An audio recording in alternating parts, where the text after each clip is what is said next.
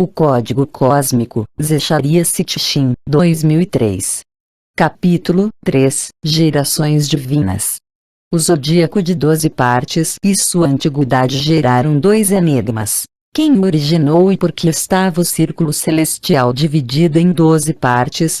As respostas requerem o cruzamento de uma fronteira para uma compreensão de que, sob o delinear de um sistema factível de significado astrológico, o dividir o céu em 12 partes representa uma astronomia altamente desenvolvida, uma astronomia, na verdade, tão avançada que o homem, por si só, não a poderia ter possuído quando a divisão do círculo celestial se iniciou. Em sua órbita ao redor do Sol, este parece nascer a cada mês, 1/12 do ano, numa estação diferente. Porém a que importa mais, que era tida como crucial na antiguidade e que determina a transição de Era para Era, de Touro para Áries, para Peixes e em breve para Aquário, é aquela em que o Sol é visto nascendo no dia do equinócio de primavera. Acontece que a Terra, em sua volta anual ao redor do Sol, não retorna exatamente para o mesmo local. Devido a um fenômeno chamado precessão, existe um ligeiro retardo. Acumula-se 1 grau a cada 72 anos.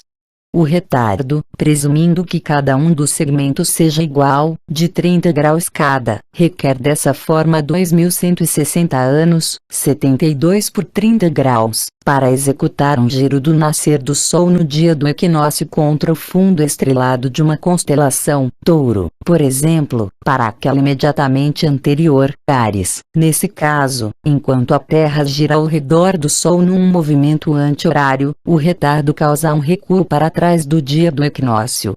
Agora, mesmo considerando a grande longevidade dos tempos sumérios/bíblicos, Taré 205, Abraão 175, teria sido necessária uma vida inteira para reparar um retardo de 1 ou 2 graus, 72 e 144, um conhecimento altamente duvidoso sem os instrumentos astronômicos sofisticados necessários para medidas precisas. Ainda mais para compreender e confirmar o ciclo de uma idade zodiacal completa. Mesmo os patriarcas antediluvianos, para os quais os estudiosos consideram longevidades fantásticas, 969 anos para o recordista Matusalém e 930 para Adão, não viveram tempo suficiente para observar um período zodiacal completo. Noé, o herói do dilúvio, viveu apenas 950 anos. Ainda assim, os registros do evento pelos sumérios mencionam a constelação zodiacal envolvida, Leão, na qual aconteceu. Foi apenas parte do conhecimento impossível possuído pelos sumérios. Como podiam saber tudo aquilo? Eles mesmos fornecem a resposta. Tudo o que sabemos nos foi ensinado pelos Anunnaki, aqueles de quem veio a Terra. Eles, vindo de outro planeta com um enorme período orbital e uma longevidade na qual um ano corresponde a 3.600 dos terrestres, não tiveram dificuldade para perceber a precessão e idealizar o zodíaco de 12 partes. Numa série de textos que formaram a base da antiga ciência e religião, que foram por sua vez copiados em outras línguas, incluindo o hebraico da Bíblia, as historias sumérias sobre os Anunnaki, os deuses antigos, têm sido material do que a mitologia é feita. Nas culturas ocidentais, uma das que primeiro saltam à vista é a cultura grega. Porém, como todas as mitologias antigas e panteões divinos de todas as nações, pelo mundo inteiro, também derivam das crenças e textos originais dos sumérios. Houve uma época, diziam os sumérios, quando o homem civilizado ainda não estava na terra, quando os animais eram selvagens e não domesticados, e as plantas, não cultivadas. Nessa era, distante no tempo, chegou à Terra um grupo de 50 Anunnaki. Liderados por um chefe chamado Era, significando aquele cujo lar é a água, eles viajaram de seu planeta Nibiru, planeta da travessia, e, ao alcançar a Terra, mergulharam nas águas do Golfo Pérsico. Um texto, conhecido dos estudiosos como o mito de Era e a Terra, descreve como o primeiro grupo caminhou para a terra firme, encontrando-se num pântano. A primeira tarefa foi drenar esse terreno alagado, limpar os riachos e regatos, verificar as fontes de comida, que revelaram ser peixe e aves. Começaram então a fazer tijolos com o barro da terra e fundaram o primeiro povoado extraterrestre do planeta. Chamaram sua cidade de Eridu, que significa casa na distância ou casa fora de casa. Esse nome originou o nome Terra nas linguagens mais antigas da época, 445 mil anos atrás. A missão dos astronautas era obter ouro, extraindo das águas do Golfo, ouro necessário para a sobrevivência em Nibiru, pois lá o planeta perdia sua atmosfera, colocando assim em perigo toda a vida existente. Porém o plano provou ser impraticável, e os líderes no planeta natal decidiram que o ouro poderia ser obtido da forma mais difícil, mineração onde ele era abundante, no sudeste da África. Agora o plano pedia um aumento substancial no número de Anunnaki na Terra, e com o tempo chegaram a 600. Havia também necessidade de uma operação elaborada de embarque da terra do ouro refinado e de entrega de suprimentos variados. Para isso, 300 habitantes de Nibiru foram empregados como G.G, aqueles que observam e veem, operando plataformas orbitais e espaçonaves de carga. O governante de Nibiru, o celestial, Anu em acadiano, veio à Terra para supervisionar a presença expandida e as operações de instalação. Veio acompanhado de 2 de seus filhos. Liu, senhor do governo, um disciplinador rígido, para trabalhar como chefe de operações. E uma filha, Ma, senhora poderosa, como chefe médica oficial. A divisão de tarefas entre o pioneiro, e o recém-chegado Enlil provou ser espinhosa, e em determinado momento do impasse, Anu teve vontade de ficar na Terra e deixar um de seus filhos agir como vice-rei em Nibiru. Ao final, os 3 se acertaram. A missão de Enlil era permanecer na zona da aterrissagem inicial e expandi-la para Edin, lar dos justos. Sua tarefa era estabelecer acampamentos adicionais, cada um com uma função específica, um espaçoporto, um centro de controle de missão, um centro metalúrgico, um centro médico, e marcos para aterrissagem. A tarefa de Hera era estabelecer operação de mineração no sudeste da África, uma tarefa para a qual ele, como cientista excepcional, estava sobejamente preparado.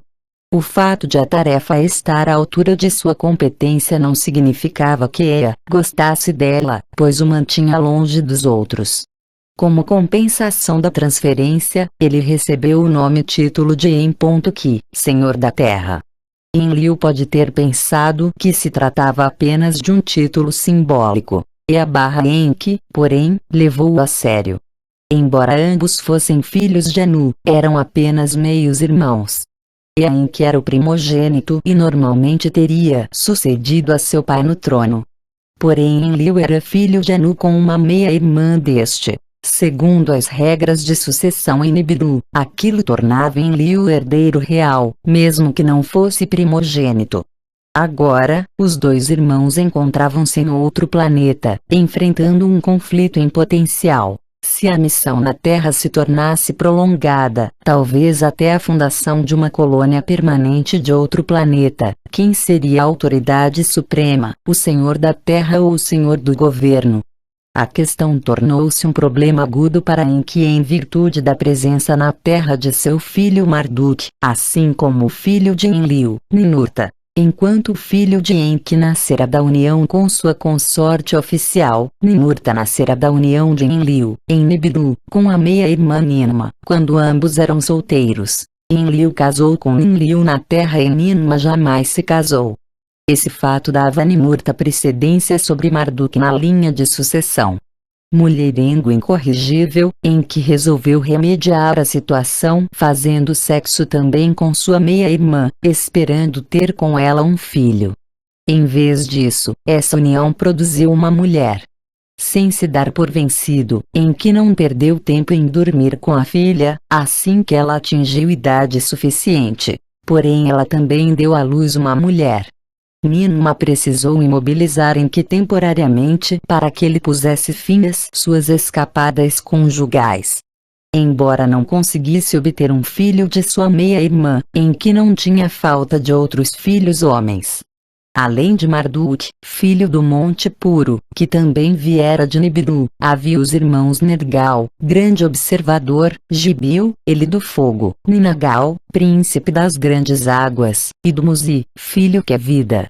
Não temos certeza se todos eram filhos da esposa oficial de Enki, Ninki, senhora da terra. É certo que seu sexto filho, Ninjishzida, senhor dos dispositivos / árvore da vida, foi o resultado da ligação entre Enki e a neta de Enlil, quando ela embarcou em sua nave, de Idin para a África.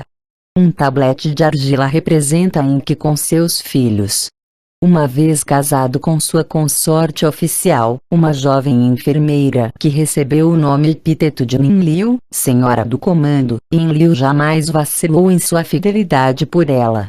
Juntos, tiveram 2 filhos, o deus lunar Nanar, o Iluminado, mais tarde conhecido por sim pelos povos de língua semita, e um filho mais novo, chamado Eshkur, aquele das montanhas, mais conhecido pelo nome de Haddad, o Amado. Essa escassez de descendentes, comparada com o clã de Enki, poderia explicar por que os 3 filhos de Nanar/Sim e sua esposa, Ningal, grande dama, a despeito de estarem fora de Nibiru por 3 gerações, foram rapidamente incluídos na liderança dos Anunnaki. Eram os já mencionados Ereshkigal, senhora das terras vastas, e os gêmeos Utu, o iluminado, Inanna, o amado de An, Shamash, deus do sol, e Ishtar, Astarte/Vênus, de panteões mais recentes.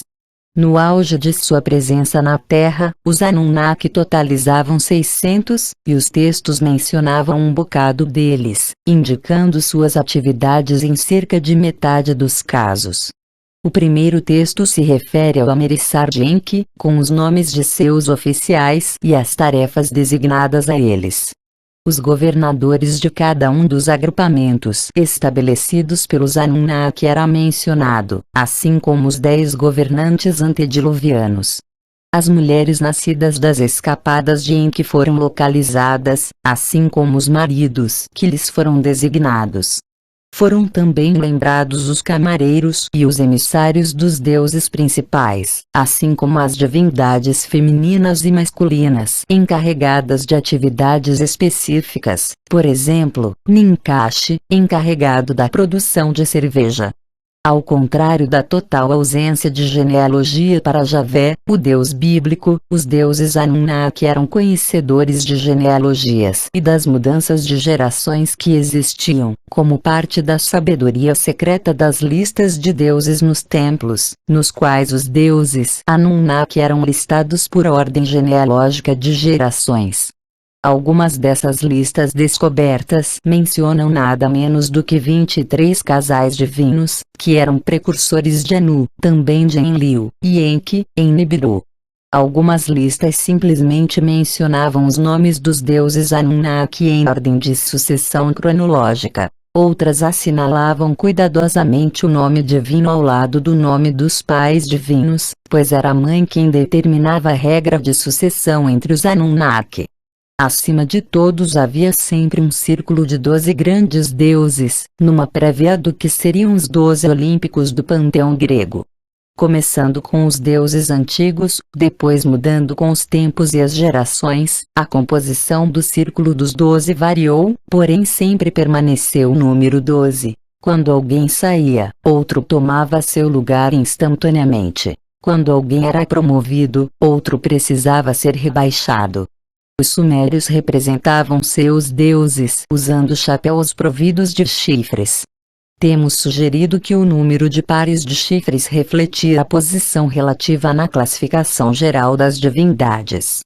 A classificação do panteão sumério começa em 60, o número básico na matemática dos sumérios, para Anu, continuando com 50 para seu herdeiro oficial, Enlil, 40 para Enki, 30 para Nanar/Sim, 20 para Utu/Shamash e 10 para Eshkur/Haddad.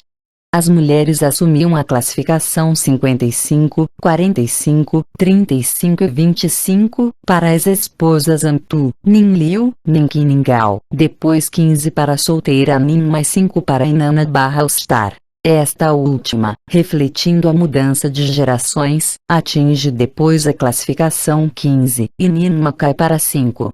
É digno de nota que os dois candidatos à sucessão na Terra, Ninurta e Marduk, tenham ficado fora da lista olímpica inicial. Quando as coisas esquentaram, porém, o Conselho de Deuses reconheceu Ninurta como o sucessor legal e o incluiu na classificação 50, a mesma que o pai, Enlil. Marduk, por outro lado, recebeu a classificação 10. Essas classificações, porém, eram segredos divinos, revelados apenas a sacerdotes escolhidos e iniciados. Os tabletes nos quais foram inscritos os nomes secretos dos deuses, tal como o tablete K-170, do Templo de Nínive, continham uma proibição estrita contra mostrar aos Lamudul, os não iniciados. Muitas vezes as informações sobre os deuses eram gravadas sem mencioná-los pelo nome. Em vez disso, eram usados os números secretos, por exemplo, o número 30 para Nanar/Sim. Mas por que 12? A resposta, acreditamos, está em outro problema que os Anunnaki enfrentaram, tendo resolvido mudar sua missão de extração de minerais para uma colonização a longo prazo, com quase 1000 deles envolvidos. Do ponto de vista dos Anunnaki, eles haviam saído de um planeta com uma órbita normal para um que corria loucamente ao redor do Sol, orbitando-o 3.600 vezes em um ano de Nibiru, um período orbital. Além dos ajustes físicos, havia uma necessidade de relacionar o tempo da Terra com o de Nibiru. Ao instalarem seu sofisticado equipamento no controle de missão em Nippur, uma instalação conhecida como Dur.an.Ki, ligação céu-terra, eles certamente se tornaram conscientes da retardação gradual que chamamos de precessão, e compreenderam que a Terra, além do ano rápido orbital, tinha também outro ciclo maior, os 25.920 anos que o planeta levava para retornar ao mesmo lugar do céu, um ciclo que ficou conhecido como o Grande Ano. Como mostrado nos cilindros, os Anunnaki consideravam a família do Sol tendo 12 membros. O Sol, ao centro, a Lua, pelos motivos já explicados, os 9 planetas que conhecemos no presente e mais um, o próprio planeta Nibiru. Para eles, o 12 era um número básico, aplicado a qualquer assunto celestial que afetasse a ligação céu-terra, incluindo a divisão do círculo de estrelas ao redor do Sol. Usando cartas celestes detalhadas, eles agruparam as estrelas em cada segmento do céu em constelações. Como as chamariam? Por que não dar nomes dos próprios líderes? Ali estava Ea, cujo lar é a água, que adorava cruzar os pântanos num barco, que enchia os lagos com peixes. Eles honraram nomeando 2 constelações, a do aguadeiro, Aquário, e de peixes. Na época dos Sumérios, ele foi representado nos cilindros de argila, e os sacerdotes que conduziam seu culto vestiam-se como pescadores. Enlil, forte, temperamental e frequentemente comparado a um touro, foi honrado com seu nome da constelação do touro. Ninma, desejada mas sem se casar, teve a constelação de Virgem em sua honra. Ninurta, muitas vezes chamado de maior guerreiro de Enlil, foi homenageado como arqueiro, Sagitário. O primogênito de Ea, teimoso e decidido, foi comparado a um carneiro atacando. Quando os gêmeos Utu/Shamash e Nanna/Ustar nasceram, foi apropriado que lhes consagrassem uma constelação, Gêmeos.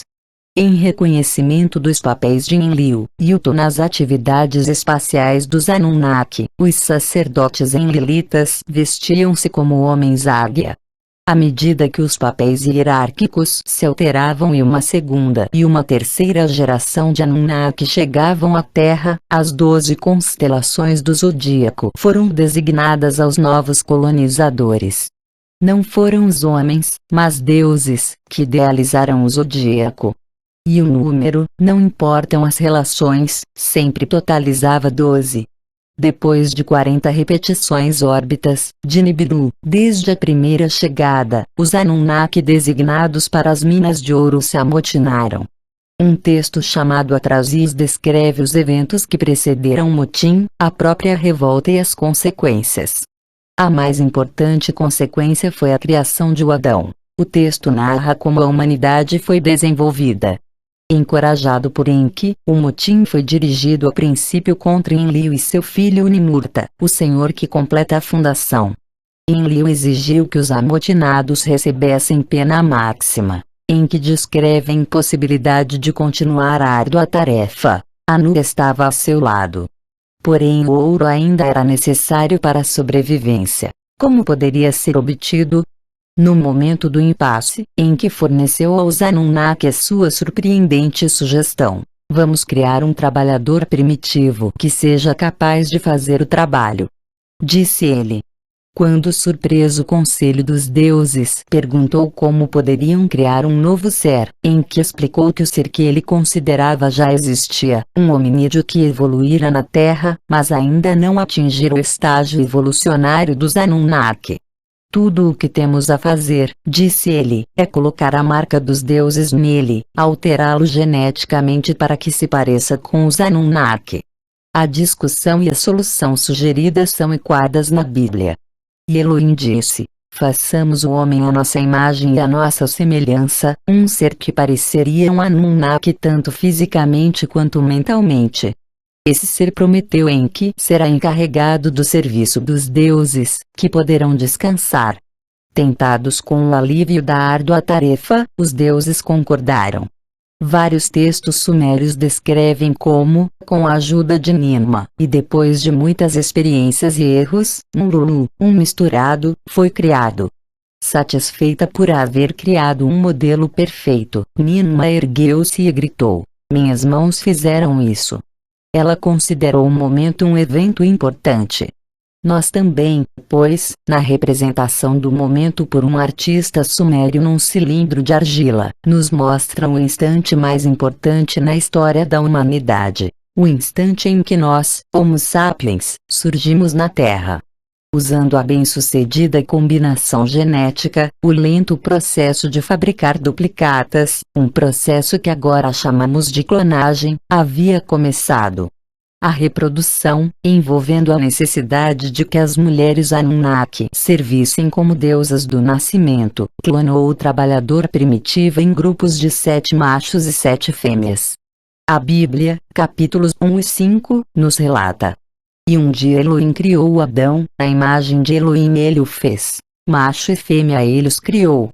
A clonagem foi um processo lento, exigindo o serviço de uma deusa do nascimento, porque o novo ser, como híbrido, não procriava sozinho. Para acelerar tudo, Enki realizou um segundo feito de engenharia genética, porém dessa vez por sua própria iniciativa. Utilizando o que chamamos agora de cromossomos X e Y, ele conferiu à raça humana a capacidade de se reproduzir. A Bíblia registrou o evento com a história de Adão e Eva no paraíso, o Edim sumério, no qual Enki representou o papel de Nachash, um termo traduzido como serpente, mas que também significa aquele que conhece/possui segredos. Embora ele tivesse optado pela experiência genética, Enlil fez com relutância. Ao contrário do grande cientista Enki, ele não se deixou arrebatar pelo desafio científico. Podemos até imaginá-lo dizendo: não viemos a outro planeta para brincar de Deus. Enlil ficou furioso quando Enki realizou a segunda e não autorizada alteração genética. Você fez Adão como qualquer um de nós, capaz de procriar, gritou. Mais um pouco e ele vai querer partilhar a árvore da vida. Assim, a humanidade foi banida do jardim do Éden, para sobreviver por si mesma. Porém, em vez de desaparecer, proliferou e encheu a terra. O desprazer de Enlil cresceu quando os jovens Anunnaki começaram a fraternizar com as filhas do homem, chegando mesmo a ter filhos com elas. Na Bíblia, Gênesis, capítulo 6, a história dos Nefilim, aqueles que disseram, os filhos de Elohim que acasalaram com fêmeas humanas, serviu como preâmbulo da história do dilúvio, a explicação para a decisão de varrer a humanidade da face da terra. Enlil expôs seus planos perante o conselho dos deuses. Uma grande calamidade, disse ele, está a ponto de acontecer. Em sua próxima passagem, Nibiru causará uma onda enorme que cobrirá a terra. Não vamos avisar a humanidade, deixemos que toda a carne pereça. Os deuses concordaram e juraram segredo. Enki também, mas descobriu uma forma de avisar seu fiel adorador Ziusudra, Noé, na Bíblia, e o instruiu sobre como construir a arca para salvar sua família e amigos, assim como preservar a semente dos animais vivos. A história do grande dilúvio é uma das mais longas na Bíblia. Ainda assim, é uma versão curta dos relatos maiores e mais detalhados dos textos sumérios acadianos que relatam essa inundação. No tempo que se seguiu, até mesmo Enlil comoveu-se. Sendo que tudo que os Anunnaki haviam construído na Terra fora destruído, percebeu que precisavam da humanidade como colaboradores para tornar o planeta habitável outra vez. Com o consentimento de Enlil, os Anunnaki começaram a avançar a humanidade culturalmente em períodos que duravam 3.600 anos, igualando o período orbital de Nibiru. O processo culminou com a grande civilização suméria. Na véspera do dilúvio, os Anunnaki embarcaram em suas naves para evitar a calamidade e observar o desastre e a total destruição da atmosfera terrestre. O que os Anunnaki haviam construído nos 432 mil anos anteriores foram varridos da face da Terra, ou enterrados sob camadas quilométricas de lama. Isso incluiu o espaçoporto que possuíam em Edim. Assim que a onda descomunal começou a retroceder, as naves que orbitavam puderam aterrissar nos picos mais elevados do Oriente Próximo, no Monte Ararat. Quando mais terra seca apareceu, puderam usar o campo de pouso, uma enorme plataforma de pedra que haviam erigido antes do dilúvio nas montanhas de Cedro, onde atualmente é o Líbano. Porém, para levar a cabo as operações espaciais, precisavam de um espaçoporto. Tomaram a decisão de erigi-lo na península do Sinai.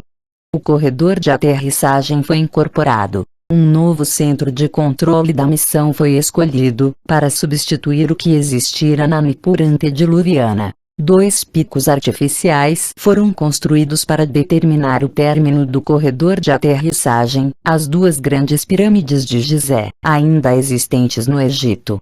Preocupados com as rivalidades entre o que parecia 2 clãs diferentes na Terra, fizeram com que a localização do espaçoporto e suas instalações auxiliares assumissem importância capital.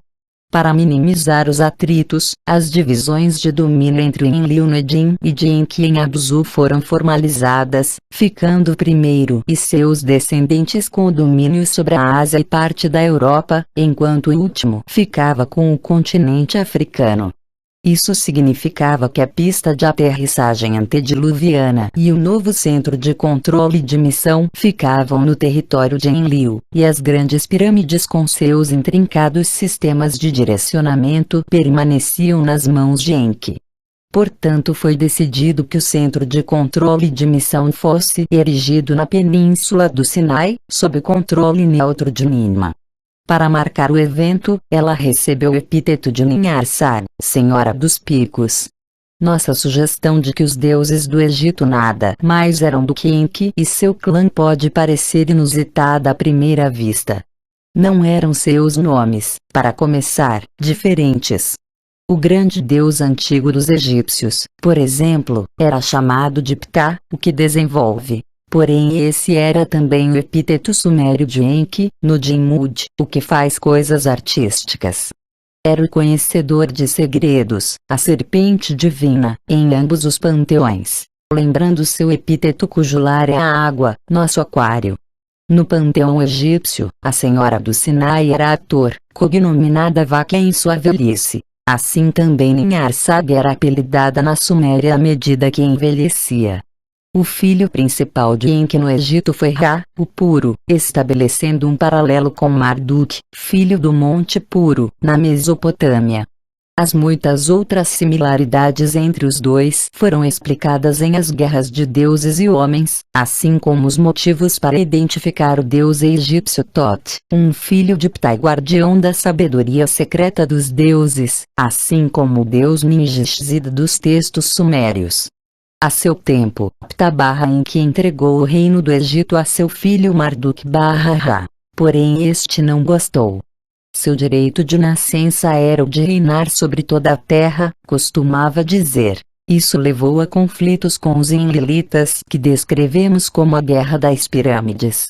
Em determinada época, por volta de 8700 AC, segundo nossos cálculos, ele foi forçado a deixar o Egito. Segundo Maneton, um sacerdote egípcio que escreveu a história e a pré-história do Egito nos tempos gregos, o reino foi então designado para o irmão de Marduk, Thoth. Onde foi Marduk-Ra? A possibilidade de que tenha sido enviado de volta para Nibiru, os egípcios o chamavam de o planeta de 1 milhão de anos, não pode ser descartada. Um texto egípcio encontrado nas tumbas faraônicas, chamado A Atribuição de Funções para Thoth, relata Ra transferindo poderes para Thoth, e designando como Thoth, o usurpador. Ficarás em meu lugar. Estou aqui no céu, meu lugar apropriado, anuncia Ra. O fato de que um segmento de ausência dos semideuses durava 3.650 anos, quase o mesmo período da órbita média de Nibiru, 3.600 anos, sugere que Ra-Marduk tenha passado lá sua ausência da Terra. Textos, tanto egípcios quanto mesopotâmicos, descrevem uma difícil viagem espacial que se tornou perigosa principalmente próxima a Saturno, e pode se referir ao retorno de Ra-Marduk para a Terra. Ao voltar, Ra-Marduk quase não reconheceu a Terra.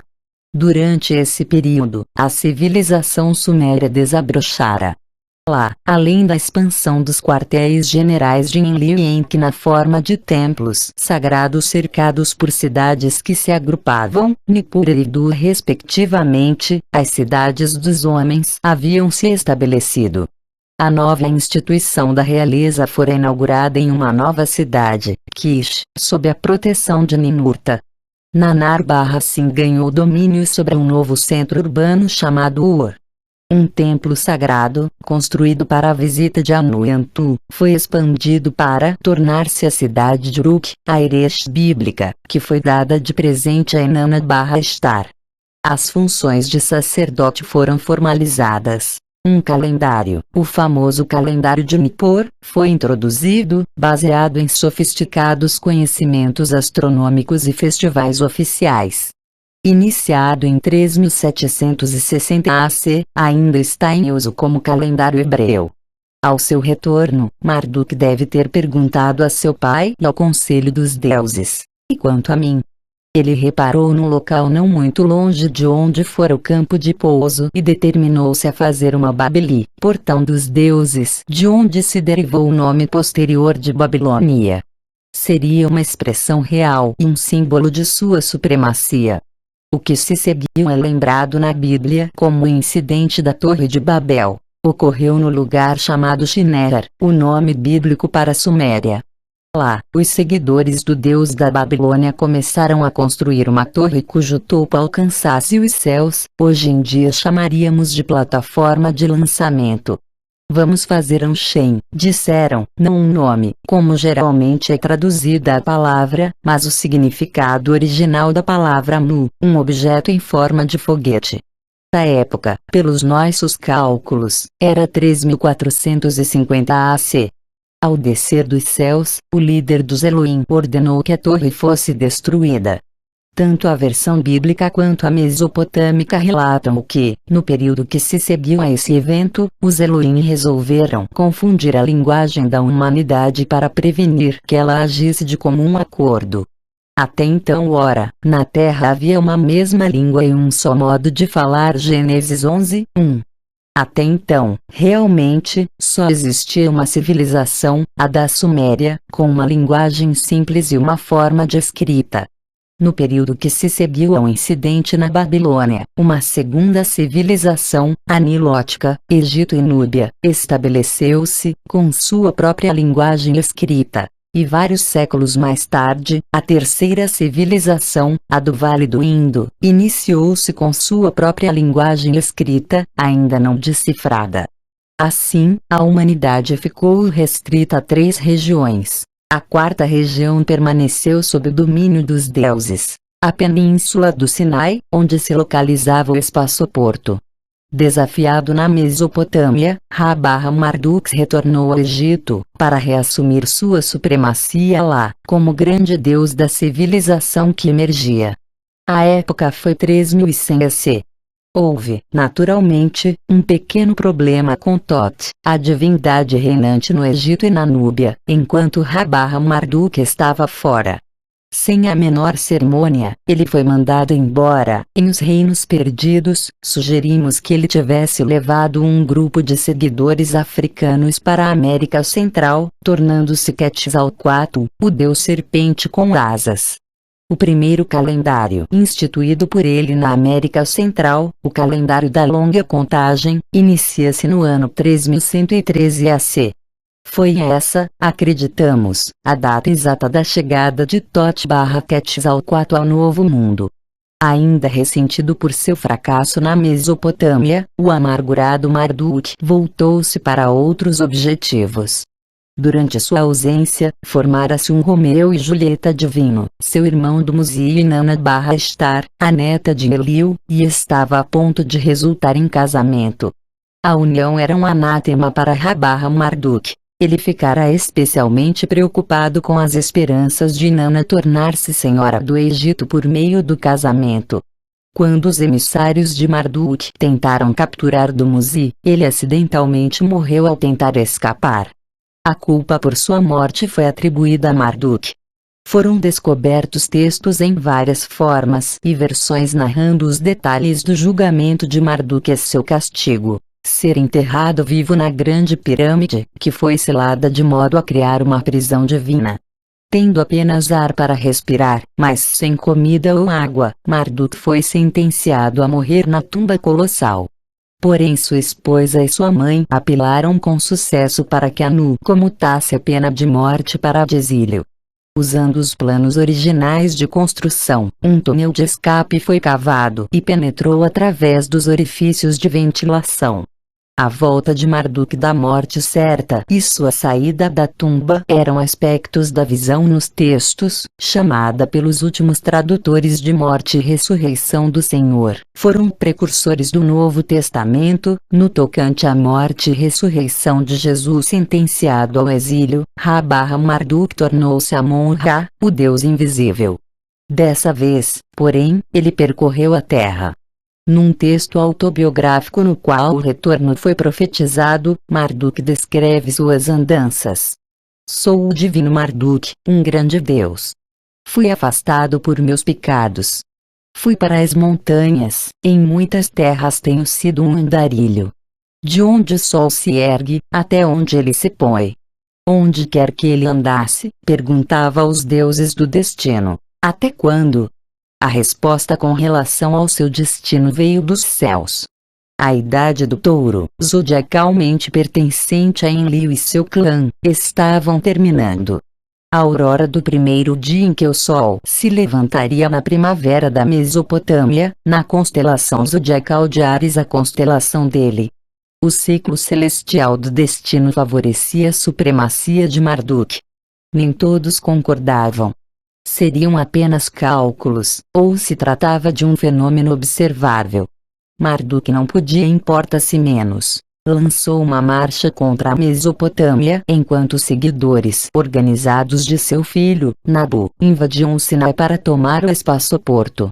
O conflito em escala é descrito num texto conhecido como Epos. Nos relata como, sem enxergar alternativa, os deuses em oposição a Marduk utilizaram armas nucleares para destruir o espaçoporto, e como espetáculo à parte, as cidades de Sodoma e Gomorra. Porém o destino interveio para auxiliar Marduk. Os ventos dominantes de oeste levaram a nuvem mortal para leste, na direção da Suméria. Babilônia, mais ao norte, foi poupada. Porém ao sul da Mesopotâmia, o vento maléfico causou morte e desolação súbita. A grande capital da Suméria, Ur, tornou-se um lugar onde os cães selvagens reinavam. Assim, a despeito dos esforços extraordinários dos oponentes de Marduk, a Idade de Ares iniciou-se com a ascensão de Babilônia. Capítulo 4 – Entre a sorte e o destino. Foi a sorte ou foi o destino que levou Marduk pela mão invisível através de todas as dificuldades e atribulações, ao longo dos milênios, até seu objetivo final, supremacia na Terra? Não existem muitas línguas que possuam tal escolha de palavras para designar aquele algo que predetermina o desenrolar dos eventos antes que eles aconteçam, e mesmo em nossa língua seria difícil explicar a diferença. Os melhores dicionários usam um termo para explicar o outro, encarando-os como sinônimos para fado, sina ou fortuna. Tanto na linguagem quanto na filosofia e na religião dos sumérios existe uma clara diferença entre os dois. Destino, Nan, era o curso predeterminado de eventos que não podia ser alterado. A sorte era Nan.tar, um curso predeterminado de eventos que podia ser alterado. Literalmente, tar significava quebrar, cortar, interromper, mudar. A distinção não era apenas um assunto semântico. Ia até o cerne das coisas, afetando e dominando os assuntos de deuses e homens, terras e cidades.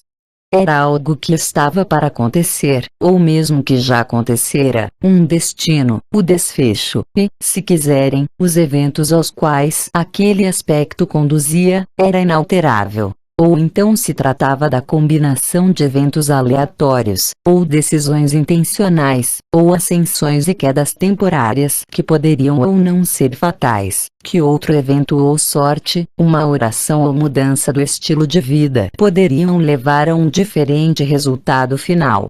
Nesse caso, o que poderia ter sido diferente? A linha final de distinção pode ser mais indefinida hoje em dia, mas havia uma diferença bem definida para os sumérios, nos tempos bíblicos. Para os sumérios, o destino começava, nos céus, iniciando nas órbitas estabelecidas nos planetas. Uma vez que o sistema solar assumirá sua forma e composição finais depois da batalha celestial, as órbitas dos planetas se tornaram destinos eternos. O termo e o conceito podiam ser aplicados ao futuro da Terra, começando com os deuses que possuíam correspondência celeste. Nos reinos bíblicos, era Javé quem controlava tanto o destino quanto a sorte, porém enquanto o primeiro era predeterminado e inalterável, a sorte podia ser afetada pelas decisões humanas. Em virtude de poderes anteriores, o curso de acontecimentos futuros podia ser previsto com antecedência de anos, séculos e até milênios, como quando Javé anunciou a Abraão o futuro de seus descendentes, inclusive os 400 anos de escravidão no Egito, Gênesis 15, 13, 16. Como a estadia se transformaria, foi uma procura por comida durante uma estação de grande carência de alimentos, era uma questão de sorte, que começasse com uma boa acolhida, porque José, mediante uma série de ocorrências, se tornara uma espécie de ministro de todo o Egito, era uma questão de sorte. Mas que a escravidão terminasse com um êxodo libertador numa época predeterminada era destino, ordenado por Javé. Como eles foram chamados à profecia por Deus, os profetas bíblicos podiam saber o futuro de reinos e países, cidades, reis e indivíduos. Porém tornavam claro que suas profecias eram apenas expressões das decisões divinas.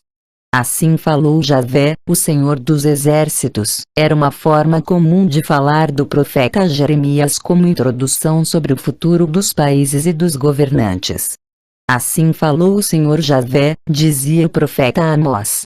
Porém quando se tratava de sorte, o livre-arbítrio e a livre escolha das pessoas e nações podiam e entravam em jogo. Ao contrário dos destinos, a sorte podia ser mudada e os castigos evitados se a reta intenção substituísse o pecado, se a piedade substituísse o profano, se a justiça prevalecesse sobre a injustiça. Eu não quero a morte do ímpio, mas sim que o ímpio se afaste do seu caminho e viva, disse o Senhor ao profeta Ezequiel, Ezequiel 33, 11. A distinção feita pelos sumérios entre sorte e destino, assim como o papel que podem desempenhar na vida de um indivíduo, se torna aparente na história de Gilgamesh. Ele era, como já mencionamos, o filho do sumo sacerdote de Uruk da deusa Ninsun. Ao ficar mais velho e começar a contemplar as questões de vida e morte, ele fez uma pergunta a seu padrinho, o deus Utu-Shamash. Em minha cidade o homem morre. Oprimido está meu coração. O homem perece, meu coração fica pesado, o mais alto dos homens não pode esticar-se até o céu. O mais largo dos homens não pode cobrir a terra. Será que eu também vou desaparecer por sobre o muro? Estarei também fadado a isso? A resposta de Utu-Shamash não foi encorajadora. Quando os deuses criaram a humanidade, deram-lhe a morte. Retiveram a vida para si mesmos, disse ele. Esse é seu próprio destino. Portanto, enquanto você está vivo, o que faz nesse tempo é uma sorte que você pode alterar ou afetar. Aprecie e saiba extrair o melhor disso. Que seu ventre esteja repleto, Gilgamesh. Torne-o feliz de dia e de noite. Em cada dia, festeje seu regozijo. Dia e noite, dance e toque. Que suas vestes sejam frescas e limpas, banhe-se na água, que sua cabeça seja lavada. Preste atenção ao pequenino que segura sua mão. Deixe que sua esposa se delicie em seu colo. Esse é o destino da humanidade. Ao receber essa resposta, Gilgamesh compreendeu que precisava tomar alguma atitude drástica para alterar o destino, não apenas a sorte. Do contrário, ele teria o mesmo fim de qualquer outro mortal. Com a relutante bênção materna, ele embarcou na jornada para o local de pouso nas montanhas de Cedro e embarcou numa viagem, querendo encontrar-se com os deuses. Porém o fado interveio mais uma vez.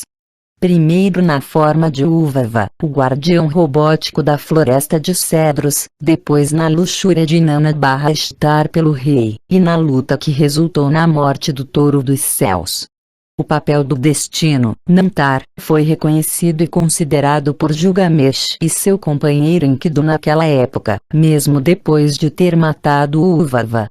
O texto épico narra que os dois camaradas se sentaram e contemplaram a punição esperada. Como assassino, Enkidu pondera o que acontecerá com ele. Gilgamesh o conforta. Não se preocupe, o inquisidor Nantar pode devorar, mas também pode deixar que o pássaro apanhado retorne ao seu local, permitir que o homem apanhado retorne ao ventre de sua mãe. Cair nas mãos de Nantar não é uma ocorrência inalterável. A sorte se reverte um igual número de vezes.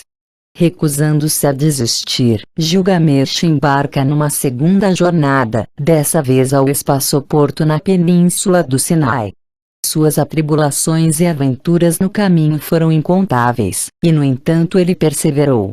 Finalmente conseguiu obter o fruto que lhe possibilitaria eterna juventude. Exausto, Gilgamesh deita-se para dormir, e uma serpente a leva embora. Ele volta para Uruk de mãos vazias, para lá morrer.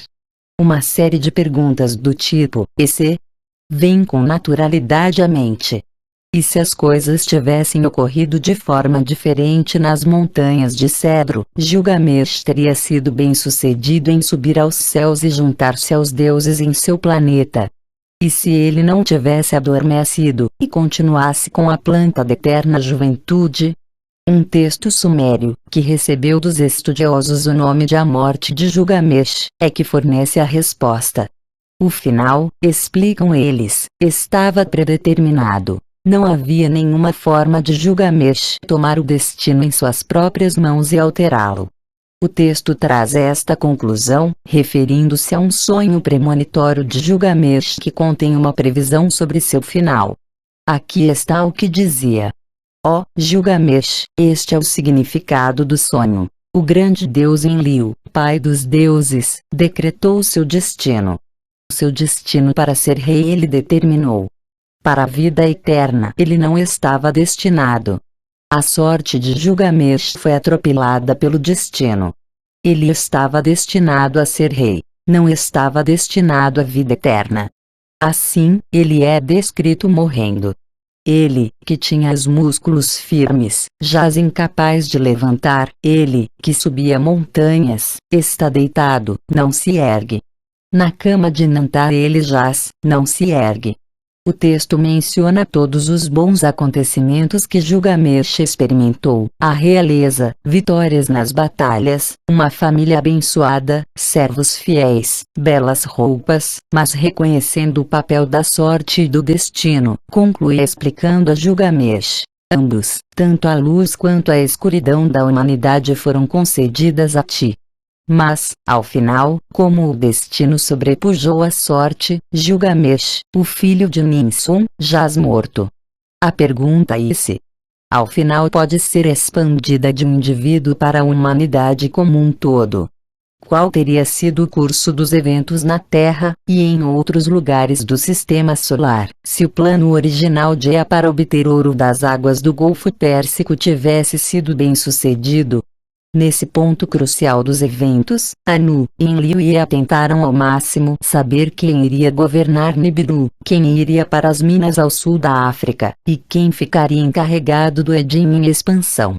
Ea-Em que foi para a África, encontrou lá os hominídeos em evolução e voltou para relatar aos deuses reunidos que o ser do qual necessitavam já existia. Tudo o que precisavam fazer era colocar a marca genética apropriada. O texto do Atrasis, reunido de vários achados e muitos fragmentos por W. G. Lambert A. R. Millard, descreve esse momento. Os deuses esfregaram as mãos, fizeram previsões e se dividiram. Teria esse feito de engenharia genética ocorrido se Anu e Enlil tivessem sido os que governaram a África do Sudeste? Teríamos aparecido no planeta de qualquer forma, por intermédio da evolução, apenas? Provavelmente sim, pois foi essa forma como os Anunnaki apareceram, da mesma semente de vida. Em Nibiru, só que bem à nossa frente. Porém na Terra surgimos por meio da engenharia genética, quando em Kininma abreviaram a evolução e fizeram de Adão o primeiro bebê de tubo de ensaio. A lição da epopeia de Gilgamesh é que a sorte não é capaz de alterar o destino. Acreditamos que o surgimento do Homo sapiens na Terra era uma questão de destino, um desfecho que teria sido adiado ou atingido de alguma outra forma, embora os Anunnaki tivessem tomado a decisão por suas próprias necessidades. Acreditamos ter esse fato sido pré-ordenado, encaixado num plano cósmico. Assim como acreditamos ser o destino da humanidade. Repetir o que os Anunnaki fizeram a nós indo até outro planeta para recomeçar o processo. Um dos que entenderam a conexão entre a sorte e as 12 constelações zodiacais foi o próprio Marduk. Constituíram o que foi chamado de tempo celestial, a ligação entre o tempo divino, o período orbital de Nibiru, e o tempo terrestre, o ano, os meses, as estações, dias e noites resultando da órbita terrestre, da inclinação e das revoluções sobre o próprio eixo. Os sinais celestes que Marduk invocou, a chegada da era zodiacal de Áries, eram parte do destino. O que ele necessitava para afirmar sua supremacia, para eliminar dela a noção de que, como a sorte, podia ser mudada, alterada ou revisada, era um destino celestial. Que, nesse sentido, ele ordenou o que podemos considerar a maior falsificação jamais praticada. Estamos nos referindo ao texto mais básico e sagrado dos povos antigos. A epopeia da criação, cerne e corpo da fé, da religião e da ciência dos sumérios. Algumas vezes chamado pelas linhas de abertura Enuma Elish, quando nas alturas do céu, era uma história de eventos no céu e uma batalha celestial, o resultado favorável que tornou possível todas as boas coisas na Terra, incluindo a criação da humanidade. Sem exceção, o texto foi encarado como um mito celestial pelos estudiosos que começaram a montá-lo a partir dos vários fragmentos, uma alegoria eterna à luta entre o bem e o mal. O fato de que esculturas descobertas na Mesopotâmia representassem um deus alado, portanto celestial, lutando contra um monstro alado, portanto também celestial, solidificou a noção de que ali se encontrava uma versão primitiva da história de São Jorge e do dragão. Realmente, uma das mais modernas traduções parciais do texto era intitulada Bel e o Dragão. Nesses textos, o dragão era chamado Tiamat, e Bel, o senhor, não era outro senão Marduk. Foi apenas em 1876 que George Smith, trabalhando no Museu Britânico, juntou fragmentos de tabletes inscritos da Mesopotâmia, publicou a obra-prima O Gênesis Caldeu, que sugeria a existência de uma história babilônica que se comparava às partes do Gênesis na Bíblia. Seguiu-se então o curador de antiguidades babilônicas do museu, L. W. King, que publicou seu reconhecido trabalho, Os Sete Tabletes da Criação, para estabelecer de forma conclusiva a relação entre os 7 dias bíblicos da criação e as fontes mais antigas da Mesopotâmia. Porém, se fosse esse o caso, como poderiam os textos babilônicos ser chamados de alegorias? Ao proceder assim, caracterizava-se também a história do Gênesis como uma alegoria, e não um ato divino, que foi a base do monoteísmo e das crenças judaico-cristãs. Em nosso livro de 1976, O 12º Planeta, sugerimos que nem o texto da Mesopotâmia nem a versão bíblica condensada eram mito ou alegoria. Eram baseados numa cosmogonia muito sofisticada, apoiada em ciência avançada, que descrevia a criação de nosso sistema solar passo a passo. Depois o surgimento de um planeta errante do espaço exterior que foi gradualmente introduzido em nosso sistema solar, resultando numa colisão entre ele e um membro antigo da família do Sol. A batalha celestial entre o invasor, Marduk, e o planeta mais antigo, Tiamat, levou à destruição de Tiamat. Metade esfacelou-se em pequenos pedaços que se tornaram um cinturão pulverizado. A outra metade, forçada a uma nova órbita, tornou-se o planeta Terra, carregando com ela o maior satélite de Tiamat, que chamamos Lua. E o invasor, atraído para o centro de nosso sistema solar, com sua velocidade diminuída pela colisão, tornou-se permanentemente o 12º planeta do nosso sistema. No livro publicado em seguida, 1990, mostramos que nossos avanços em tecnologia astronômica corroboravam a antiga história dos Sumérios, uma história que explicava satisfatoriamente a origem do sistema solar, o enigma de todas as terras no nosso planeta começarem agrupadas em um dos lados, com um enorme vazio do outro, a bacia do Pacífico, a origem do cinturão de asteroides e da Lua, o motivo de Urano orbitar o Sol deitado. O eixo de rotação de Urano é quase perpendicular ao plano de sua órbita, com uma inclinação de 88 graus, enquanto o da Terra é de 23,5 graus, e Plutão possui uma órbita excêntrica. Às vezes Plutão chega mais perto do Sol do que Netuno, embora seja o planeta mais distante do sistema solar, e assim por diante. O conhecimento extra que conseguimos mediante o estudo dos cometas, a utilização do telescópio Hubble, os voos tripulados para a Lua e não tripulados para outros planetas, continuou a corroborar os dados sumérios, assim como os entendemos. Ao chamar de Suméria, e não de Babilônica, a cosmogonia da epopeia da criação, fornecemos uma pista para a fonte e natureza verdadeiras do texto. A descoberta de fragmentos de uma versão suméria anterior do Enuma Elish convenceu os estudiosos de que a epopeia da criação era originalmente um texto sumério, no qual o planeta invasor era chamado de Nibiru, não Marduk.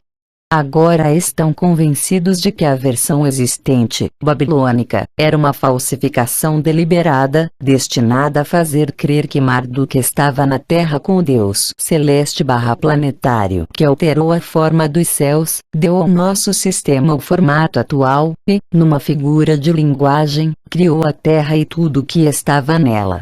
Isso incluía a humanidade, pois de acordo com a versão suméria original, foi Nibiru, vindo de outra parte do universo, que trouxe com ele e transmitiu à Terra durante a colisão a semente da vida. Sobre esse assunto, deveria ser compreendido que a ilustração que se acreditou por tanto tempo representar Marduk lutando contra o dragão também está errada. É uma representação da Síria, onde o Deus Supremo era Ashur, e não da Babilônia. A divindade está representada como homem-águia, o que indica um ser dedicado a Enlil. O chapéu divino que ele usa possui 3 pares de chifres, indicando o posto de 30, que não era o de Marduk. Sua arma era um forcado de raios, que era a arma divina de Ashur-Hadad, filho de Enlil, não de Enki. Assim que Marduk conseguiu a soberania na Babilônia, os ritos de Ano Novo foram alterados para incluir a leitura pública, na 4ª noite do festival, do Enuma Elish em sua nova versão babilônica. Nele, a supremacia de Marduk na Terra só encontrava paralelo na supremacia dele nos céus, como o planeta com maior órbita, aquele que abraça todos os outros em seu percurso. A chave para essa distinção era o termo destino. Este era o termo usado para descrever os caminhos orbitais. A órbita eterna e imutável de um planeta era o destino desse planeta. Era isso que Marduk representava segundo Enuma Elish. Uma vez que se compreenda que esse é o significado antigo para a palavra órbita, é possível seguir os passos pelos quais Marduk chegou ao seu destino. O termo foi usado pela primeira vez no texto em ligação com o satélite principal de Tiamat, que o texto chama de Kingu. A princípio é apenas um dos 11 satélites, luas, de Tiamat. Porém, à medida que cresce em estatura se torna o líder de seu hospedeiro. Uma vez que o grande planeta e consorte de Apsu, o Sol, Tiamat, ficou arrogante e não gostou de ver outros deuses celestiais aparecerem aos pares. Lama e Laamo, Marte e Vênus, entre ela e o Sol, onde existia apenas um mensageiro solar, Mumu/Mercúrio, e os pares Kishar-Anshar, Júpiter e Saturno, este último com seu mensageiro Gaga/Plutão. Depois Anu e Nudimud, Urano e Netuno. Tiamat e seu grupo de luas por um lado e os novos planetas do outro, num sistema solar ainda instável, começaram a invadir os domínios alheios. Os outros se tornaram especialmente preocupados quando Tiamat de forma profana estendeu a Kingu, seu maior satélite, o status privilegiado de possuir uma órbita própria, tornando-se um planeta completo. Ela estabeleceu uma assembleia, deu à luz deuses monstros. No total trouxe à existência 11 desse tipo. Entre os deuses que formavam sua assembleia ela elevou Kingu, o primogênito, tornou-o chefe entre os deuses. Exaltou Kingu em seu meio, tornou-o grande, deu-lhe uma tabela de destinos, prendeu-a no peito dele, dizendo: agora a ordem nunca mais será alterada, o decreto será imutável. Incapazes de enfrentar a tirada de Tiamat, os deuses celestiais enxergaram a salvação vinda de fora do sistema solar. Como foi o caso na criação de Adão quando o impasse surgiu, assim foi nos céus primitivos. Foi Ea, no Dimud, o criador artista em Sumério, quem trouxe a criatura salvadora. Como o planeta mais distante, em face ao profundo espaço exterior, ele atraiu um estranho, um novo planeta. Passando na vizinhança do nosso sistema solar, como resultado de uma catástrofe, um acidente cósmico muito distante, o novo planeta foi o resultado da sorte, e não orbitava nosso Sol, ainda não possuía destino. Na Câmara da Sorte, no Salão dos Projetos, Bel, muito sábio, o mais sábio dos deuses, foi engendrado. No coração do profundo, o Deus foi criado. É digno de nota o fato de que o planeta recém-chegado, um deus celestial, foi chamado de Bel, o Senhor, na versão babilônica. Na versão assíria, a palavra Bel foi substituída por Ashur. A mais comum hoje em dia, a babilônica, repete a última linha, e da segunda vez afirma: no coração do puro profundo, Marduk foi criado. Sem dúvida, a adição da palavra puro tenciona explicar a origem do nome Marduk, filho do lugar puro. Essa repetição é uma das pistas expondo a falsificação. Além de Ea, Netuno, Anu, Urano, deu boas-vindas ao forasteiro. O impulso gravitacional, que aumentava, fez com que o invasor criasse 4 luas e que se deslocasse mais para o centro do sistema solar. À altura de Anshar, Saturno, mais 3 luas brotaram e o invasor foi apanhado inexoravelmente pela força gravitacional do Sol. Sua trajetória voltou-se para o interior, começando a traçar um caminho orbital ao redor do Sol. O invasor, em outras palavras, estava preparando um destino para si mesmo. Receber o beijo de Anshar/Saturno. Os deuses, seus antepassados, determinaram então o destino de Bel. Eles o colocaram na trajetória, o caminho para o sucesso e a realização. Com a trajetória determinada para ele, Bel descobriu que estava em curso de colisão com Tiamat. Queria aceitar seu destino, mas com uma condição. Tornando-se Marduk, tanto no céu quanto na terra, ele disse a Anshar: Senhor dos deuses, regente dos destinos dos grandes deuses, se realmente serei seu vingador, para vencer Tiamat e salvar vossas vidas, convoque a Assembleia Divina, proclame meu destino supremo. Os deuses aceitaram as condições de Marduk. Para Marduk, o vingador, decretaram um destino. E esse destino, essa órbita será inigualada. Agora, disseram, vai mate Tiamat. A batalha celestial que se seguiu é descrita no 4º volume do Enuma Elish. Sem sombra de dúvida, os dois estabeleceram suas rotas de colisão, Marduk e Tiamat lançando chamas e redes gravitacionais um contra o outro, tremendo de fúria. À medida que se aproximavam um do outro, Tiamat movendo-se em sentido anti-horário, como todos os outros, Marduk aproximando-se em sentido horário. Foi uma das luas que se chocou com Tiamat primeiro. Em seguida outra e uma terceira chocaram-se com Tiamat, rasgando-lhe as entranhas, partindo.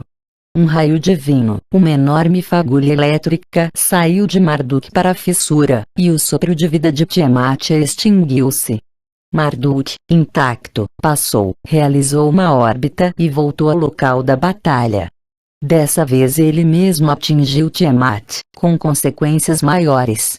Atingiu metade dele, que transformou em poeira e pequenos pedaços, que vieram a tornar-se o grande cinturão, o cinturão de asteroides. A outra metade, atingida pela lua de Marduk, que se chamava Vento Norte, foi atirada para um novo local nos céus, tornando-se a Terra em outra órbita. Seu nome sumério, que, de onde deriva o acadiano/hebraico Geia e o grego Geia, significa a dividida. Enquanto as luas de Tiamat se dispersaram, muitas mudando de direção para uma órbita em sentido horário, retrógrada, um destino especial foi determinado por Marduk para Kingu, a maior das luas de Tiamat. Ele o apanhou da tabela de destinos, não era por direito de Kingu, selou-a com um selo, e atou ao próprio colo. Então Marduk obteve permissão permanente inalterável do destino, um caminho orbital que, desde então, vem trazendo o invasor para o local da batalha, onde Kingu, outrora existira. Junto com Marduk, e contando Kingu, nossa lua, que agora possuía um destino, o Sol e sua família alcançaram a contagem de 12. Sugerimos que foi essa contagem que determinou o número celestial como 12, e assim as 12 estações, casas, do zodíaco, 12 meses do ano, 12 horas duplas no ciclo dia-noite, 12 tribos de Israel, 12 apóstolos de Jesus. Os sumérios consideravam a habitação de Enlil, chamada de centro de cultos por muitos estudiosos, o umbigo da Terra, o local onde localizações-chave eram equidistantes, o epicentro de locais concêntricos divinamente ordenados.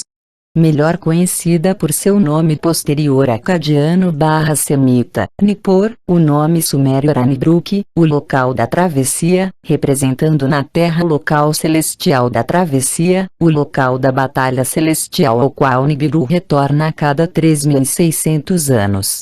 Funcionando como centro de controle de missão, Nippur era o local dos Dur.An.Ki, a ligação céu-terra da qual as operações espaciais dos Anunnaki eram controladas, e onde eram mantidos e calculados todos os movimentos celestiais dos membros do nosso sistema solar e o acompanhamento do tempo divino, tempo celestial e tempo terrestre, assim como a inter-relação entre eles.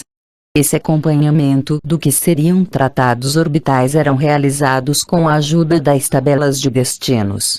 Podemos ter uma noção de seu funcionamento e da câmara sagrada onde eram murmurados e recitados pelos iniciados. Então a operação chegou a um final súbito. O texto sumério que descreve isso, batizado pelos tradutores de O Mito de Zu, lida com o plano de Deus Zu. O nome completo, conforme descobertas posteriores revelaram, era An.Zu, o conhecedor dos céus, para usurpar a ligação céu-terra, apossando-se e removendo as tabelas de destinos. Tudo cessou. O brilho da luz apagou-se. O silêncio prevaleceu. Nos céus, aqueles que manejavam os ônibus e as naves espaciais, os Igigi, no espaço, ficaram confusos. O épico termina com a dominação de Zu pelo filho de Enlil, Ninurta, e a reinstalação das tabelas de destinos em Duranque, além da execução de Zu. A diferença entre o destino inalterável e a sorte que pode ser mudada ou desviada era expressa em duas partes no hino a Enlil, que descrevia seus poderes como proclamador das sortes e decretador de destinos. Enlil. Nos céus ele é o príncipe, na terra é o chefe. Sua ordem tem longo alcance, sua decisão é sublime e sagrada. O pastor Enlil decreta as sortes. Enlil. Seu comando nas alturas faz os céus tremerem, abaixo produz um terremoto. Decreta os destinos no futuro distante, seus decretos são imutáveis. É o Senhor que conhece o destino da terra. Os sumérios acreditavam que os destinos eram de natureza celestial. Mesmo sendo de grande autoridade, Enlil não pronunciava seus destinos inalteráveis como fruto das próprias decisões ou planos. A informação era conhecida por ele. Era o Senhor que conhecia o destino da terra, era um eleito de confiança, não um profeta humano, mas um profeta divino. Isso era muito diferente das ocasiões nas quais, em consulta com outros deuses, ele decretava sortes. Algumas vezes ele consultava seu vizir de confiança, Nusco. Quando em sua inspiração, ele decreta as sortes, sua ordem, a palavra que está em seu coração, a seu nobre vizir, o camareiro Nusco, a quem informa e consulta. Não apenas Nusco, o camareiro de Enlil, mas também sua esposa, Ninlil, é representada nesse hino como participante da decisão das sortes. Mãe Ninlil, a esposa sagrada, cujas palavras são graciosas, a eloquente cujo discurso é elegante, tomou assento a seu lado, ela fala-te com eloquência, sussurra palavras a seu lado, decreta as sortes. Os sumérios acreditavam que todas as sortes eram determinadas, decretadas e alteradas na terra. A despeito das palavras de adoração ou consulta mínima, parece que a determinação das sortes, incluindo a do próprio Enlil, era conseguida por um processo mais democrático, mais de acordo com a constituição monárquica. Os poderes de Enlil pareciam derivar não apenas de cima, Janu e Nibiru, mas também de baixo, da Assembleia dos Deuses, uma espécie de parlamento ou congresso. As decisões mais importantes, que decidiam as sortes, eram tomadas por um conselho dos grandes deuses, uma espécie de gabinete ministerial no qual as discussões algumas vezes se tornavam debates e metade das vezes se tornavam discussões acaloradas. As referências ao conselho e à Assembleia dos Anunnaki eram numerosas. A criação de Adão foi um assunto de discussão. Da mesma forma foi a decisão de varrer a humanidade da Terra na época do dilúvio. A esse respeito, o texto afirma claramente que Enlil abriu a boca para falar e dirigiu-se à Assembleia dos Deuses.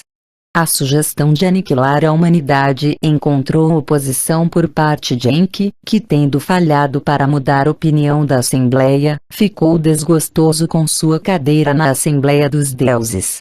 Lemos mais tarde que, quando os deuses orbitavam a Terra em suas espaçonaves, observando o turbilhão abaixo, Ishtar gemeu com o que viu e perguntou-se como podia ter votado pela aniquilação da humanidade. Como pude, na Assembleia dos Deuses, eu mesma dar uma má opinião? Depois do dilúvio, quando os remanescentes da humanidade começaram outra vez a encher a Terra, os Anunnaki resolveram civilizar a humanidade e instituir a monarquia como forma de lidar com as crescentes massas humanas. Os grandes Anunnaki que decretam as sortes, sentavam-se trocando opiniões a respeito da Terra. Essa forma de determinar as sortes não se limitava aos negócios dos homens. Também se aplicava aos próprios deuses. Assim, quando Enlil, nos primórdios da chegada à Terra, gostou de uma jovem Anunnaki e tomou-a sexualmente, apesar das objeções dela, Enlil foi banido, primeiro pelos 50 deuses maiores reunidos em assembleia, depois por todos os 7 deuses que decretavam a sorte. Tal foi a forma, segundo a versão babilônica do Enuma Elish, que o destino de Marduk, ser supremo na Terra, e no correspondente celeste, foi confirmado. Naquele texto, a Assembleia dos Deuses é descrita como uma reunião de deuses maiores, vindos de vários lugares, talvez não apenas da Terra, pois além dos Anunnaki, a delegação também inclui os Igigi. O número dos que se reuniram era 50, um número que combinava com a representação numérica de Enlil. Nos textos acadianos, eles eram designados como Ilani Rabuti e Shamushi Mushimati, superiores/grandes deuses que determinam as sortes. Ao narrar como tais grandes deuses se reuniram para proclamar a supremacia de Marduk, Enuma Elish descreve um cenário de camaradagem, de amigos que não se viam havia muito tempo. Chegaram a um local especial, beijaram uns aos outros, sentaram-se para banquetear-se, comeram pão comemorativo e tomaram o vinho escolhido.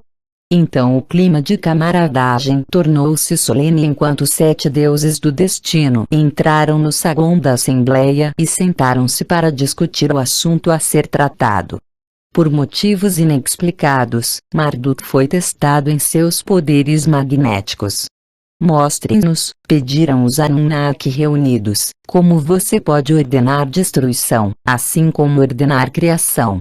Formaram um círculo e colocaram no interior as imagens das constelações. O termo Lamashu sem dúvida significa os símbolos/imagens do zodíaco. Abra sua boca, deixe que as imagens desapareçam. Fale outra vez e que as constelações reapareçam. Disseram eles. Concordando, Marduk realizou o milagre. Ele falou, e as constelações desapareceram. Falou outra vez, e as imagens foram restauradas. Quando os deuses, seus superiores, viram o poder de suas invocações, alegraram-se e proclamaram: Marduk é supremo. Eles lhe conferiram o cetro, o trono e o manto real, um manto resplandecente, como a ilustração babilônica mostra. Desse dia em diante, seu decreto não possui rival, sua ordem será como a de Anu, ninguém, entre os deuses, deverá transgredir suas fronteiras. Enquanto o texto babilônico sugere que a supremacia de Marduk foi testada, confirmada e reconhecida em uma sucessão, outros textos que se referem ao processo decisório sugerem que o estágio da Assembleia dos 50 Grandes Deuses foi seguido por um estágio separado de uma reunião dos 7 grandes deuses que julgam. Então veio o pronunciamento da decisão, da sorte ou do destino, que foi feito por Enlil em acordo ou com a aprovação de Anu. De fato, a necessidade desse procedimento de estágio a estágio e o pronunciamento final de Enlil por parte de Anu foram reconhecidos até mesmo pelos seguidores de Marduk. O rei babilônico Hammurabi, no preâmbulo de seu famoso Código de Leis, exaltou a supremacia de seu deus Marduk com estas palavras: Excelso Anu, Senhor dos deuses que vieram do céu para a terra, e Enlil, Senhor do céu e da terra, que determina os destinos da terra, determinou para Marduk, o primogênito de Enki, as funções de Enlil sobre toda a humanidade. Tal transferência da autoridade de Enlil para Marduk, afirmavam os textos babilônicos, foi executada e simbolizada pela oferta a Marduk dos 50 nomes. O último e mais importante dos nomes de poder ofertados a ele foi o de Nibiru, o próprio nome do planeta que os babilônios rebatizaram de Marduk. As assembleias de deuses eram algumas vezes convocadas não para proclamar novas sortes, mas para confirmar o que fora determinado anteriormente nas tabelas de destinos. Afirmações bíblicas refletem não apenas o costume real de anotar as coisas num pergaminho ou tábua, e depois selando o documento como evidência preservada. O hábito era atribuído aos, e sem dúvida, aprendido dos, deuses. A culminação dessas referências é encontrada no Cântico de Moisés, seu testamento e profecia antes de morrer. Exaltando o Todo-Poderoso Javé e sua capacidade de proclamar e prever destinos, Moisés cita o Senhor referindo-se ao futuro. Veja e contemple. É um segredo oculto comigo, guardado e selado no interior de meus tesouros. Textos hititas, descobertos na Biblioteca Real da capital Atusas, continham histórias de conflitos entre os deuses que certamente serviram como fonte para os mitos gregos. Nesses textos, os nomes dos deuses antigos são fornecidos da forma como eram conhecidos da época dos Sumérios, tal como Anu, Enlil e Enki. Ou hitita para os deuses conhecidos do panteão dos Sumérios, tal como Texud, o soprador de ventos, para Eshkur-Hadad. Ou algumas vezes para divindades cujas identidades permanecem obscuras. 2 cantos épicos pertencentes a deuses chamados Kumarbis e Luyankas. No primeiro, Texub determinou que as tabelas da sorte, antigos tabletes contendo as palavras da sorte, fossem recuperadas dos domínios de Enki no sudeste da África e trazidas para a Assembleia dos Deuses. No outro, depois do conflito e da competição, os deuses se reuniram em assembleia para ter sua ordem e os postos definidos, uma ordem e cargos representados graficamente nas paredes rochosas do santuário sagrado agora conhecido como Yasilikaya. Mas, sem dúvida, uma das mais importantes, longas, amargas e literalmente cruciais foi a Assembleia dos Deuses para a aprovação do uso de armas nucleares para vaporizar o espaçoporto na península do Sinai. Usando a princípio os dados extensos e detalhados conhecidos como repos, reconstruímos os eventos que se desenrolaram, identificamos os protagonistas e antagonistas, e apresentamos quase ao pé da letra, em As Guerras de Deuses e Homens, os procedimentos da Assembleia. Os resultados não intencionais, como já foi mencionado, foram a destruição da Suméria e o final da vida em suas cidades. A ocorrência também é um dos mais claros e trágicos exemplos de como a sorte e o destino podem estar entrelaçados. O maior golpe para a Suméria foi a destruição de sua gloriosa capital, Ur, centro e morada de seu amado deus Nanar-Sin, o deus da lua, e sua esposa, Ningal. Os textos de Lamentações, Lamentações sobre a destruição da Suméria e Ur, Lamentações sobre a destruição de Ur, descrevem como, quando se percebeu que o vento mau, portador da nuvem mortal, se dirigia para a Suméria, Nanar-Sim apressou-se a pedir ajuda ao pai, Enlil, para que fosse realizado algum milagre divino a fim de afastar a calamidade de Ur. Pois não era impensável que a orgulhosa Ur, uma cidade de renome, desaparecesse. Ele apelou a Nu, declare ser o suficiente. Pediu ele a Enlil, pronuncie uma sorte favorável. Porém Enlil não viu nenhuma forma de alterar o final inexorável. Em desespero, Nanar-Sim insistiu que os deuses se reunissem em assembleia. Enquanto os Anunnaki mais respeitáveis se acomodavam, Nanar-Sim chorou para Nu, suplicou a Enlil. Não deixem minha cidade ser destruída, eu disse a eles. Não deixem o povo morrer, recordou Nanar-Sim mais tarde. Porém a resposta, vinda de Enlil, foi dura e decisiva. Ur teve garantida a realeza. Não teve garantido o eterno reinar.